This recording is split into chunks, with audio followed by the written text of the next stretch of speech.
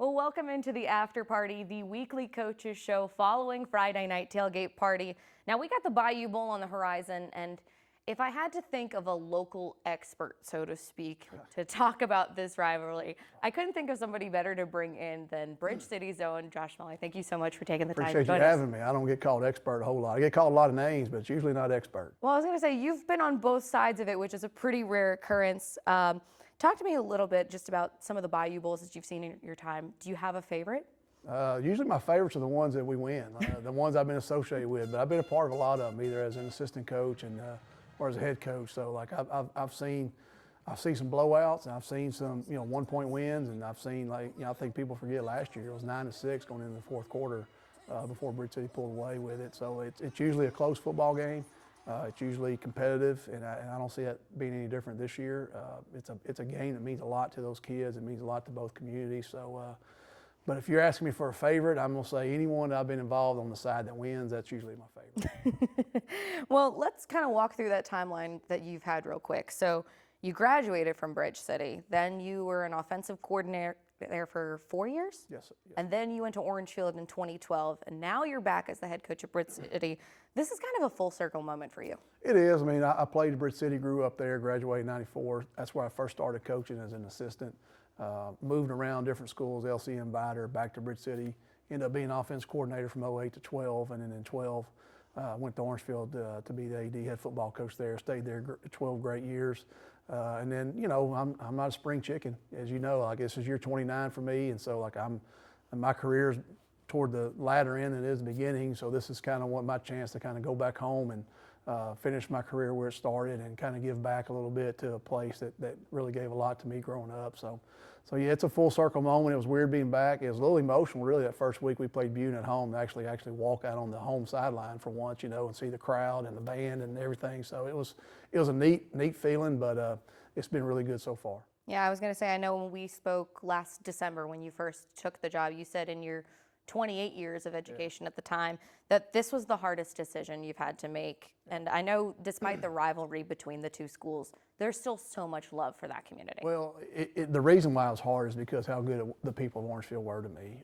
From superintendent, school board, administration, teachers, cafeteria ladies, bus drivers, maintenance, name the kids, parents, everybody over there was great to me. And I'm so thankful to have that been 12 years of my career, and I still love those kids.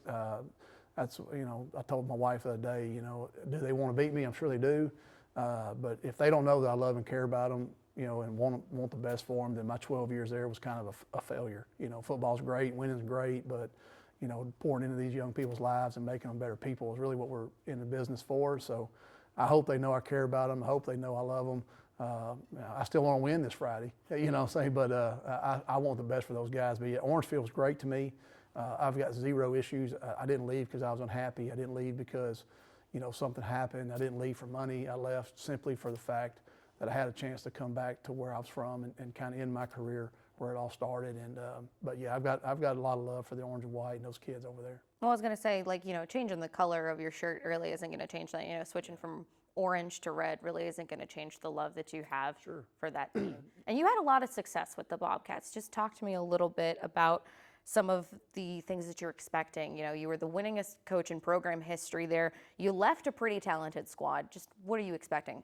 Well, I'm expecting what it is every year we play those guys, or we match up. They've got a lot of talented kids, and they're well coached. For their improvement from week 1 to week 2, from their game week 1 to week 2 is noticeable.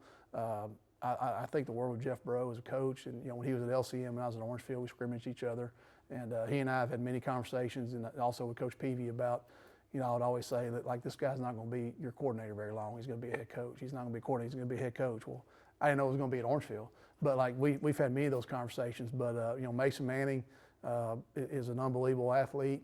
Maybe the fastest kid on the field Friday night, and Carson Gonzalez at quarterback's really good, and Zach Morrow is great in the secondary and receiver, and Caleb Menard is had 2 great games, at linebacker, and Carson Worthy. And I can go on. I could probably tell you both starting lineups off the top of my head. And so they're great kids. They play hard. They're tough. All that was established before I got over there.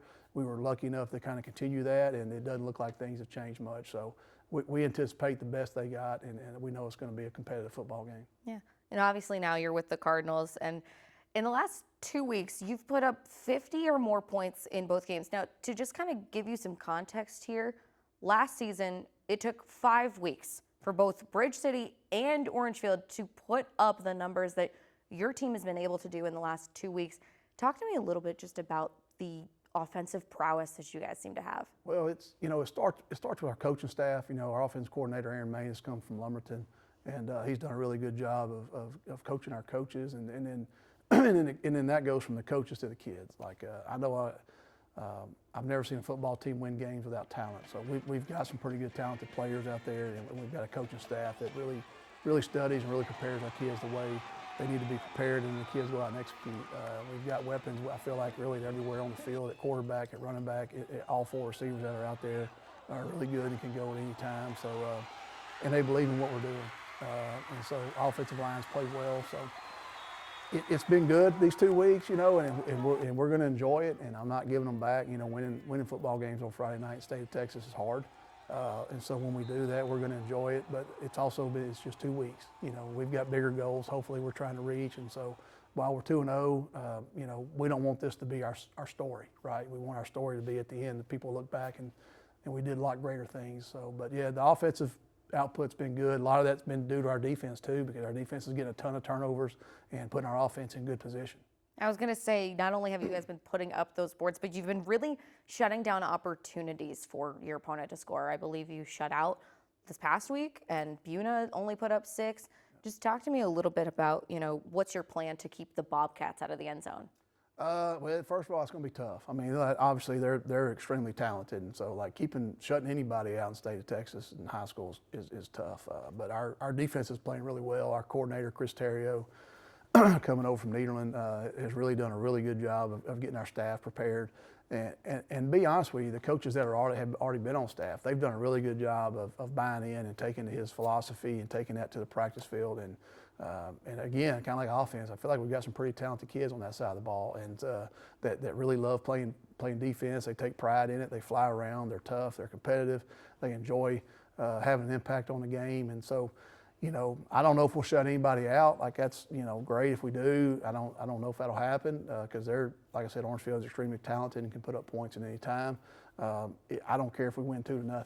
We just want to win. But defensively, we have been playing really good.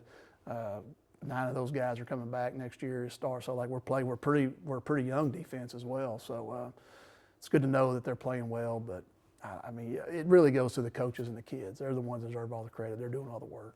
I was going to say, you mentioned earlier the emotions that it was, walking onto the field when you took on Beaumont. Are you anticipating an emotional game when you see the Bobcats come onto now your home turf? Absolutely. I mean, I don't think you do this profession unless you really invest in kids. And anytime you do that, I love those guys, and I want to win, but I also want them to have success and do well and have a good year as well. So seeing guys I haven't seen in a while, seeing some of the coaches I haven't seen in a while that were on staff with me over there, it's going to be an emotional deal. But that'll all probably come after, but pregame and during the game, we'll be focused on other things. But after the game, some of those things will probably hit a little harder. How so? Just because you got time to decompress a little bit. Now the game's over, you're not worried about certain things. But pregame, we're focused on everything else. Feeding kids, getting them where we need to do, packing, how we're going to do this, coin toss, stuff like that. And then the game, obviously, is just you're just worried about the game, making good decisions, putting kids in good spots. And then once the game's over, then you got time to kind of decompress and think a little bit. So that's probably when the emotions will hit more than anything. Well, best of luck to you guys. Our game of the week for this coming week, week 3, is, of course, the Bayou Bowl. Orangefield heading into Bridge City. You can catch all the late night action after our late night newscast at 10:35. And, of course, highlights and more will be available on KFDM's YouTube channel.